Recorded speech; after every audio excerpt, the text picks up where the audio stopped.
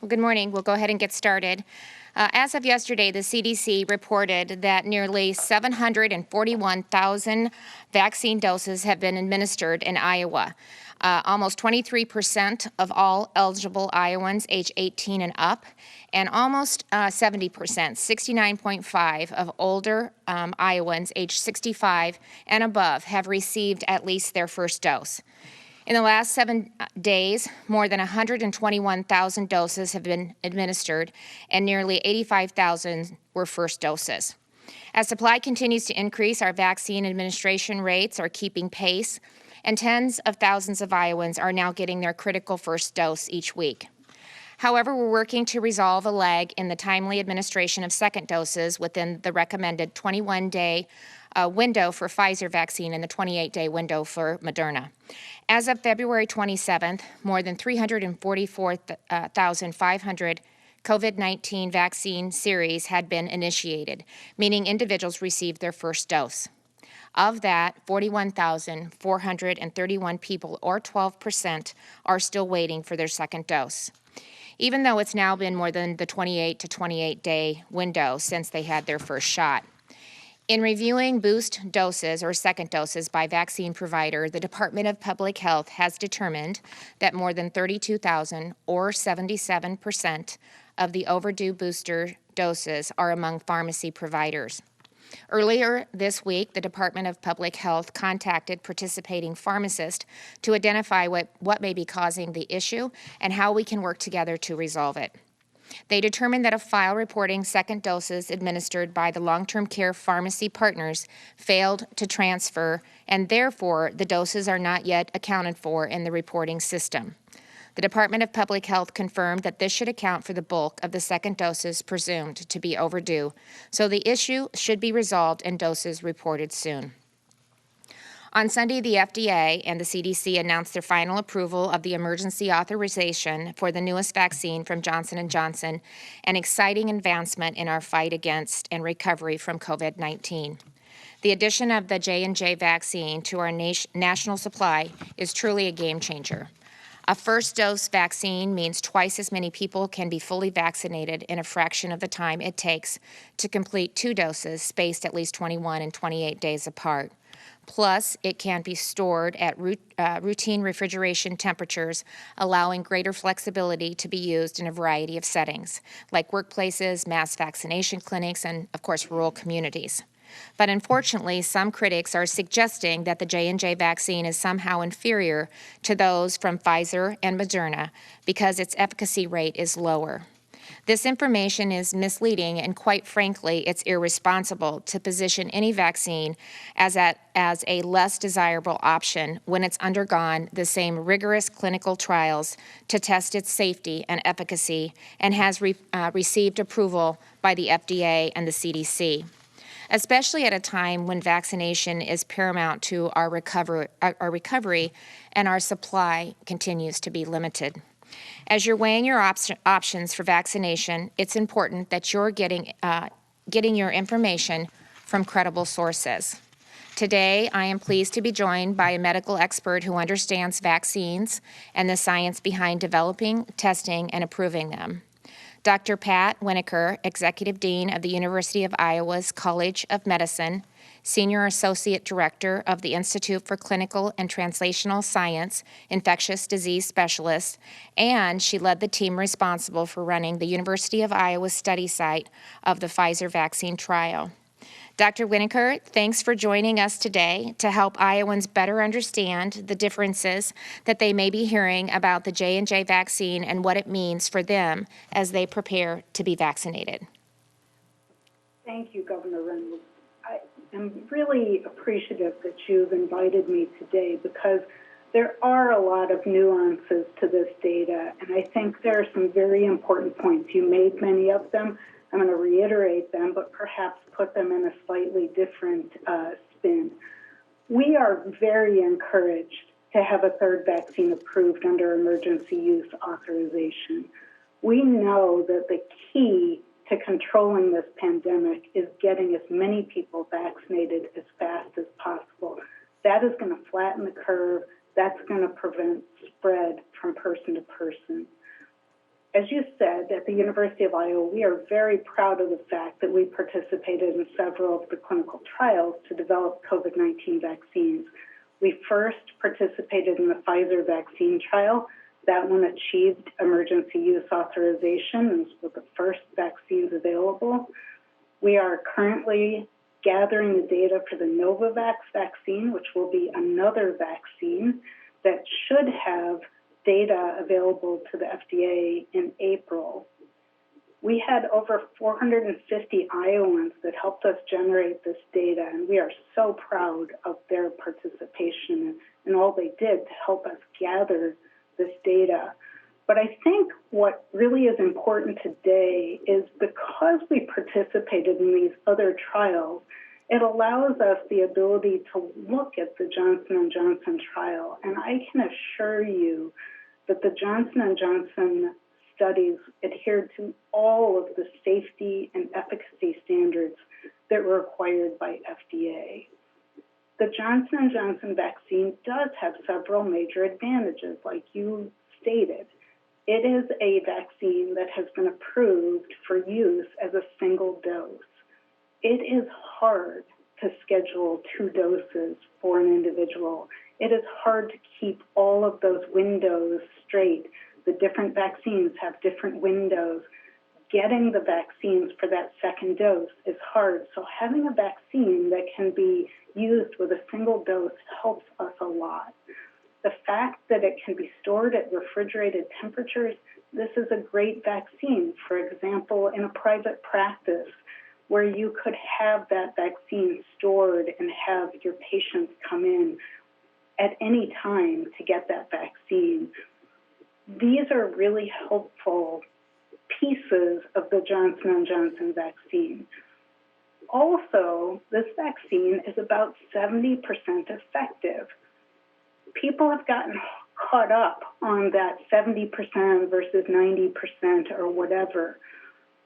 But remember, this vaccine, when you really look carefully at the data, it is exceptionally good at preventing severe disease and hospitalizations. We look at flu vaccines every year, and we're happy to have flu vaccines. And under the best of circumstances, flu vaccines are about 70% effective. We know, though, that those flu vaccines make a huge difference in places like nursing homes and the spread in school systems, helping damp down the flu spread every year. So 70% effective is outstanding. But the fact that these vaccines are close to 100% effective at preventing hospitalizations is the statistic that people should be watching, because we need to protect the hospitals. People can get some sniffles, that's okay, but we don't want them to get pneumonia. We don't want them to end up in the hospital. These are great vaccines. The other thing that you need to know with the Johnson & Johnson vaccine is that this vaccine, because of the timing of when it was studied at a time when we had a lot of these unusual variant viruses circulating. And what we found with the Johnson & Johnson vaccine is that it is really good at preventing severe disease and hospitalization when we have these variants circulating. So that's a new piece of data that we don't have from the other vaccines. So I think the key point is that this vaccine is safe, it is extremely effective. We encourage anybody who has the opportunity to get a vaccine to get the first vaccine that's available to them. The vaccines are safe, they're effective, they're exceptionally good at preventing severe disease. No matter what vaccine you get, we still are recommending that people adhere to mask wearing, social distancing, and avoiding large gatherings, because together, those protective measures on top of the vaccine are pretty much 100% effective. And we want to get this vaccine under control as fast as we can.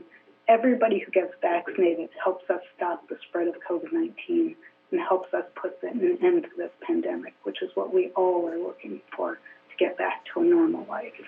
So thank you for inviting me. Thank you so much for that important information and for your expert medical opinion, Dr. Winokur. In fact, I'm taking your words to heart.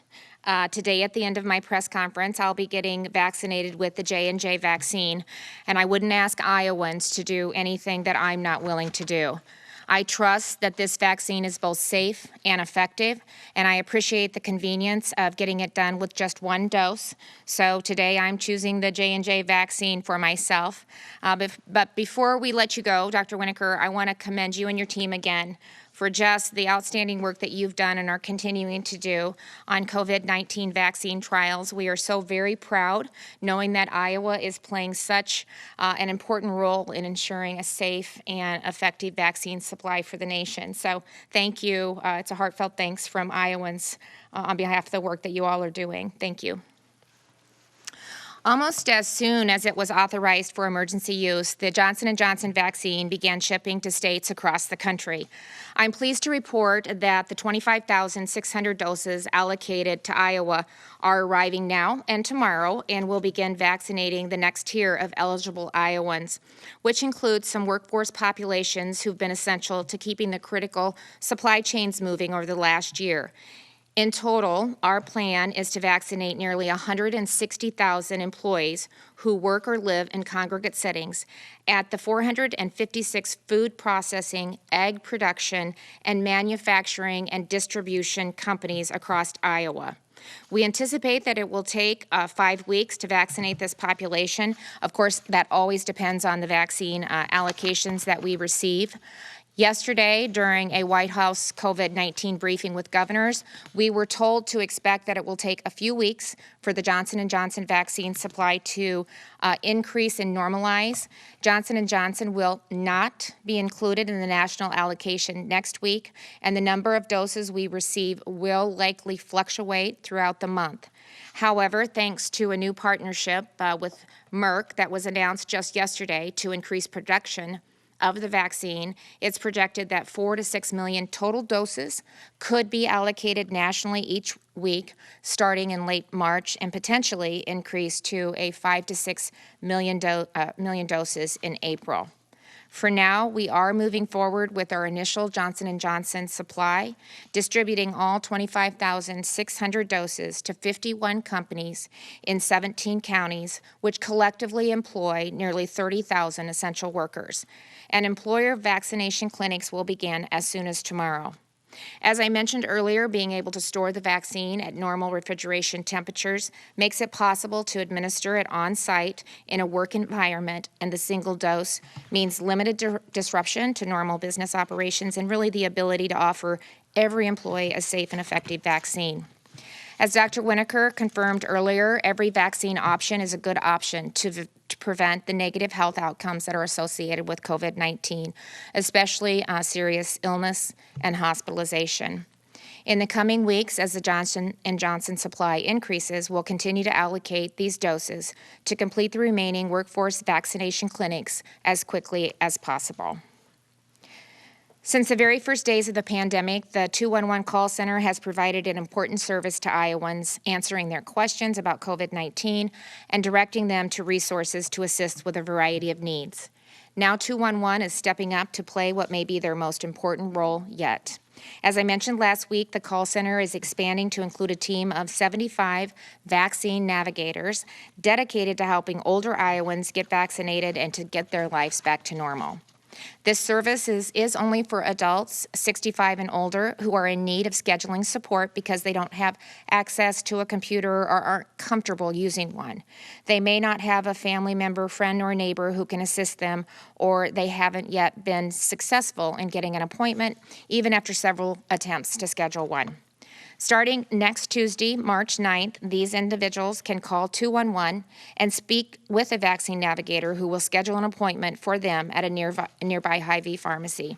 As 211 prepares to launch the Vaccine Navigator program just days from now, I thought it would be helpful for elderly Iowans to know how the process will work. So today I'm pleased to have Melissa McCoy, the director of the 211 call center, here to walk through the process step by step. So Melissa, thank you for joining us today to help everyone understand what will happen when they call 211 for scheduling help beginning next week. Thank you, Governor Reynolds, for the opportunity to join you today and for the confidence that you have placed in 211 Iowa to serve the great people of our state throughout the pandemic as the COVID-19 hotline. We are honored to be part of the pandemic response and to collaborate with you, your team, and your community partners to now serve as vaccine navigators for those who are eligible. As you have shared, beginning next Tuesday, March 9th, 211 vaccine navigators will be available to Iowans aged 65 and older who don't have access to the internet or who need support with the technology in getting a vaccine appointment scheduled at a Hy-Vee. 211 uses a telelanguage translation services to offer this opportunity to more than individuals of 150 languages, and services are accessible to people with disabilities. Callers will be asked for their full name, birth dates, phone number, and an email address if they do have one available. We will work with them to schedule both their first and second dose appointments at a Hy-Vee pharmacy that is most convenient to them. Individuals will learn which brand of the vaccine they will receive at their appointment. 211 vaccine navigators will not have this information when the appointment is being scheduled. Upon scheduling, callers should be prepared to receive the date, time, and Hy-Vee pharmacy location of their appointment.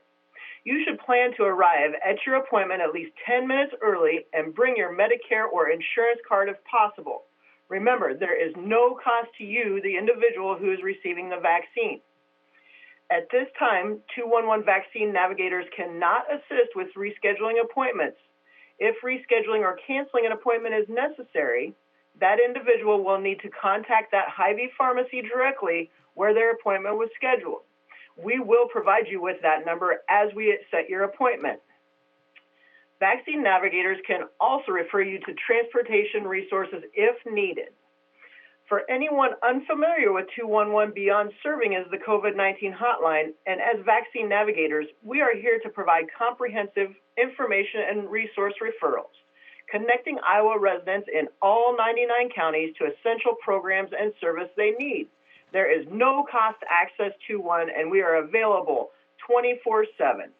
We've had tremendous luck in reaching out to those who had signed up through their AAAs in the last couple weeks through their AAAs and getting them signed up for their appointments through Hy-Vee pharmacies.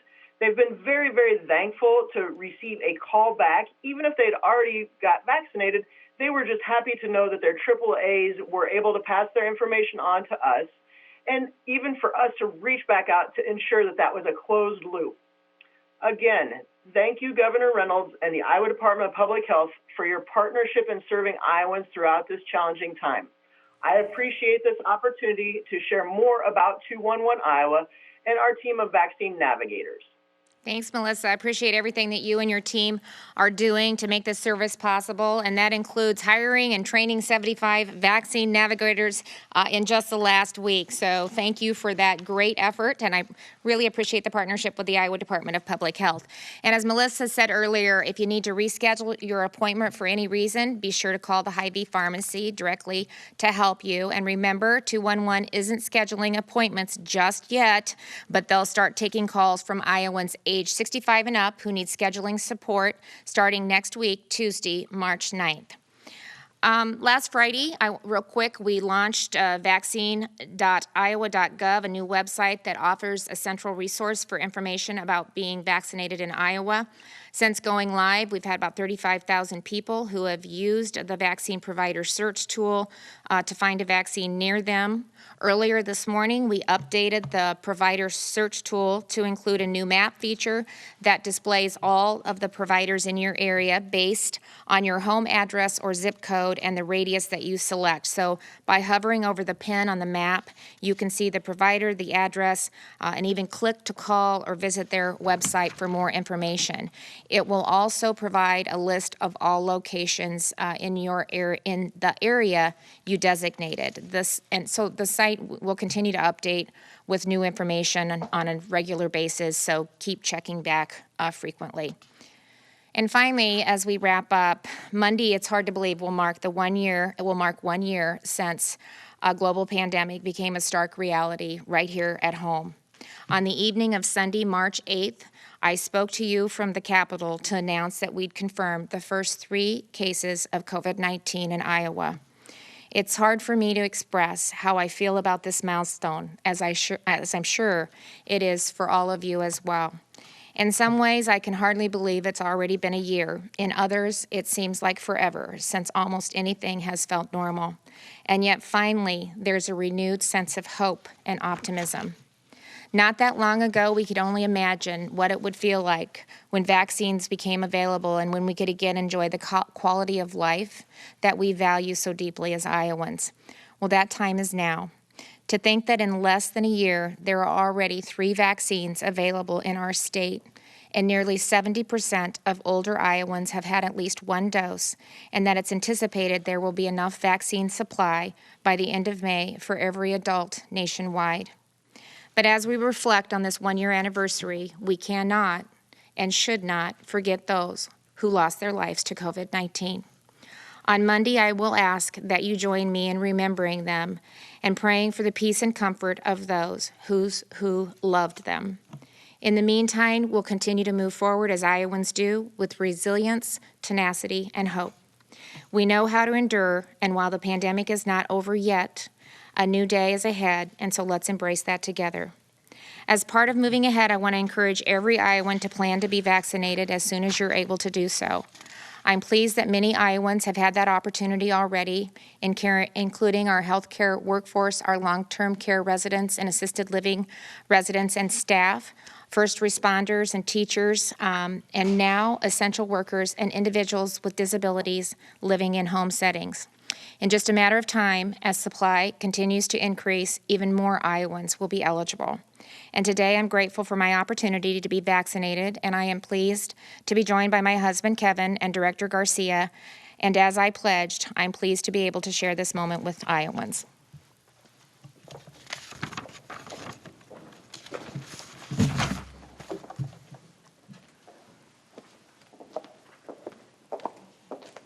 Thanks, Kevin.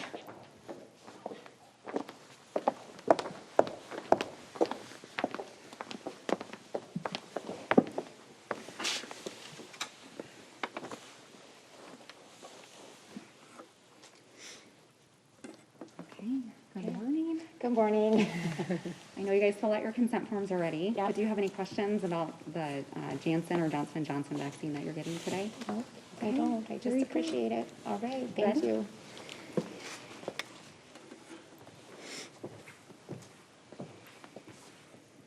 Hopefully I don't jump. Lots of pressure here to not jump. We put a Band-Aid on ahead of time, Okay. so it goes right through it. Oh, okay. Oh, that's interesting.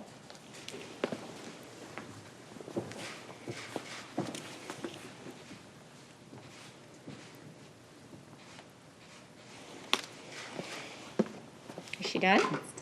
Wow. Okay.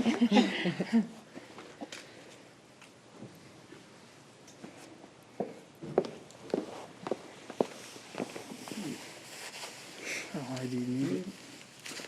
Not right there, that's perfect.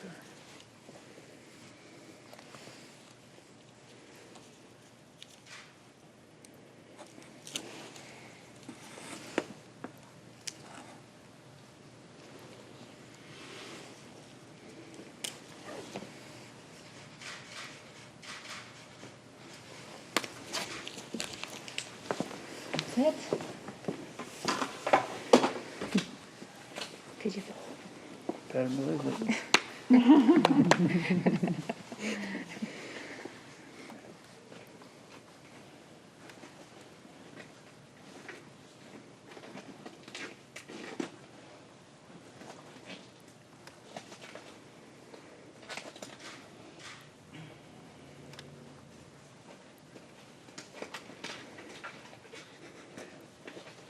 changing of gloves?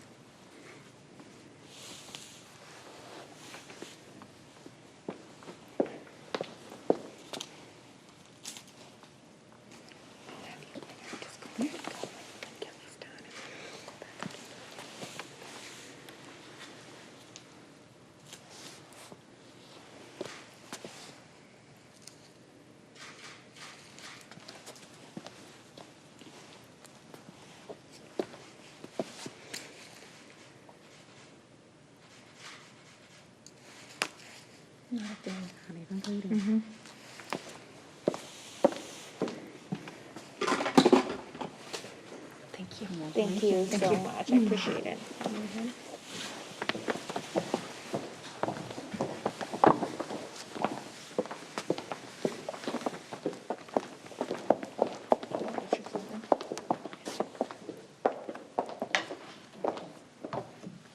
Okay, and with that, we'll go ahead and open it up for questions.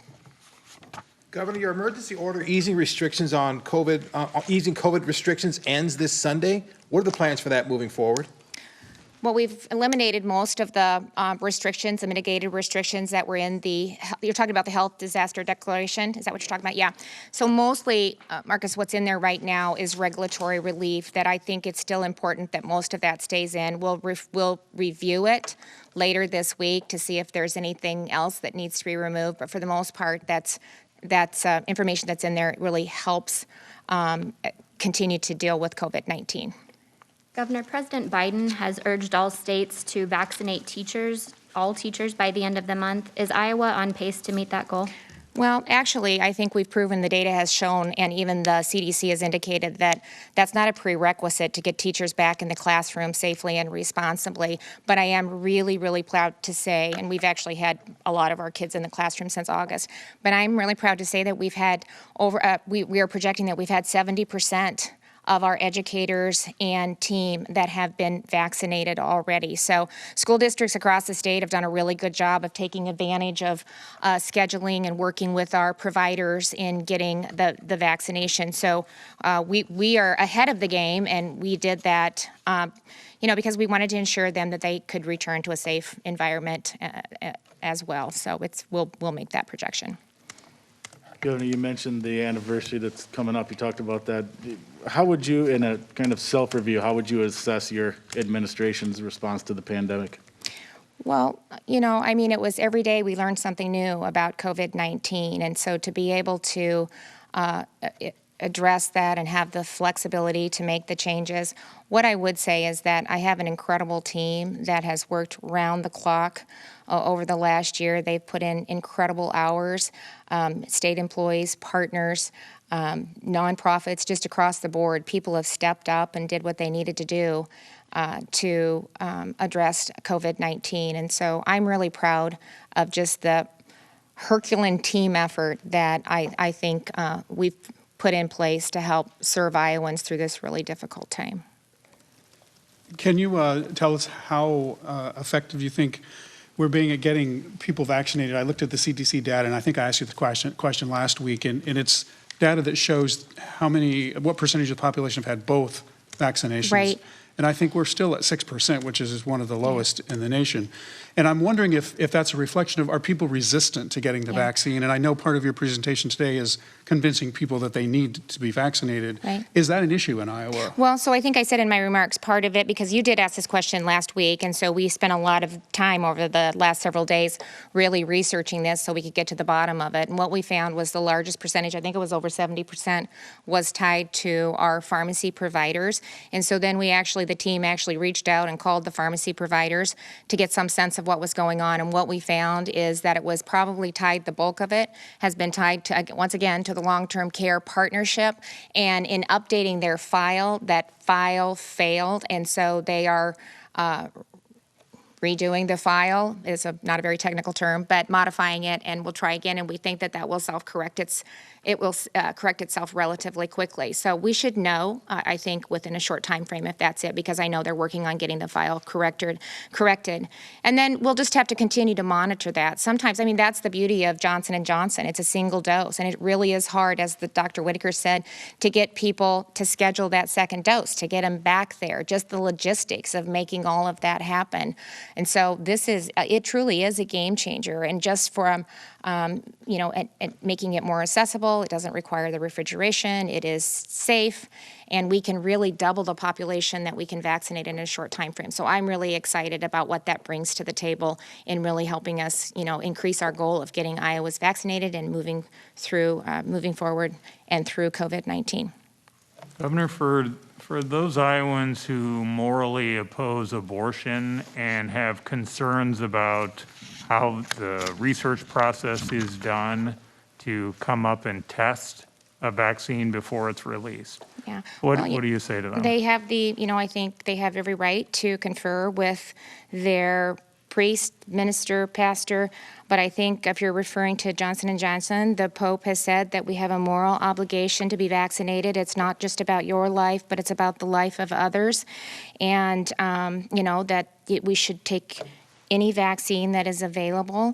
And Johnson & Johnson, I think, has, defended the research that they've used as well. So again, I think they have been, he's been very forthcoming in addressing that, and again, said that he felt that, we have a moral obligation to be vaccinated, but that's an individual choice. Governor, there's been skeptics of both the Moderna vaccine, Pfizer vaccine, and of course now the Johnson & Johnson vaccine. Why choose to get the J&J, and why now? Me? Yeah. Why did I get it? Well, because you're starting to hear, which I think, as I said in my remarks, is irresponsible. The data shows they have to go through the same process. We have the University of Iowa team that's actually been part of the clinical trials. They know what it entails. This requires the same thing, and so I wanted to ensure Iowans that I believe it is a safe vaccine and not to be afraid to take it. I also didn't want to, I wanted to make sure that our healthcare workers were vaccinated. I wanted to make sure that our long-term care residents and staff and in our assisted living, that they were able to get the vaccine. I wanted to make sure that essential workers and that our educators and other population were able to get the vaccine. And so, we're at 70% on all of those that I just listed. Long-term care facilities are complete. And so, I felt comfortable. I've had people telling me that I should get it from the very beginning, both doctors and just the medical community, but I wanted to just wait and make sure that because we had such limited access, to make sure that we met that criteria. But then again, I wanted Iowans to also see that I believe that this vaccine is safe. And so actually the timing of all of that just really worked well for me to be able to move ahead and get that done. Nearly half of the governors have done it. I think you'll see more come on. But again, it's probably a lot of it is tied to just the number, the allocation of vaccines that we're receiving. It's been more than 10 minutes since you got that shot. How are you feeling? Why am I surprised this is coming from Kay? How are you feeling? We've been hearing that, there's an observation period to see if there's a reaction. Yeah, I think it's 15 minutes is what it is. So I feel fine. It really, I hardly even felt it. So I feel fine, and I'm very happy to have received it. So. And we just, once again, encourage Iowans, when you get the opportunity, please take advantage of it. And I want you to know also that we're working around the clock with the administration as we see our allocations increase. So we're going to continue to do a great job with our local public health, with our providers across the state to really drive some mass vaccine clinics. We're starting to really see that take place. They're doing a good job of getting the vaccines that we get into the arms of Iowans. What is the prospect of having FEMA or the National Guard set up mass vaccination clinics in Iowa? When do you expect that to start? Yeah, well, we said if they bring the vaccine with them, we would figure out a way to make that happen tomorrow, but that's not the case right now. And with Iowa being such a rural state, on Friday I'm going to head down to Vermeer, and they're going to be doing one. I think it's about 750 doses that they're going to be able to go through. Pot has done some great mass vaccination clinics in Potawatomi County. Scott County did it. Mason City, Cerro Gordo, I think, also had one last week. I'm going to be heading to Fort Dodge, I think, on Saturday. They have another large vaccination clinic. So I think as Department of Public Health continues to work with our local public health and the businesses and just where it makes sense to safely do that, you're going to see as the allocation increases, that's key to all of this, you're going to see more and more of that happening across the state. So I think they're really starting to get into kind of a rhythm of what that looks like, what it takes to set those up. And so I think when those numbers start increasing, we are definitely going to be, ready to go. Governor, based on your the White House briefing yesterday, can you give people a sense of, I think we hit 100,000 received 100,000 vaccines for the first time this past week. Can you lay out any of this? Do you get a sense from the federal administration on where those numbers might be in like 2 weeks, 3 weeks, 4 Yeah, weeks, well, anything like that? You know, their goal is to give us a 2 and a 3 month projection. I can tell you they did not say on the call that, you know, when he said later yesterday evening, the president said he believes that every American will be able to be vaccinated in May, I think was the projections that he made. That did not come up on the call. We talked a lot about J&J and how it was going to take a while for that to kind of get in, you know, to get the manufacturing up and going, but they felt that, you know, they would get there. So you know, they are trying to give us some idea of what we will get and what we will be receiving.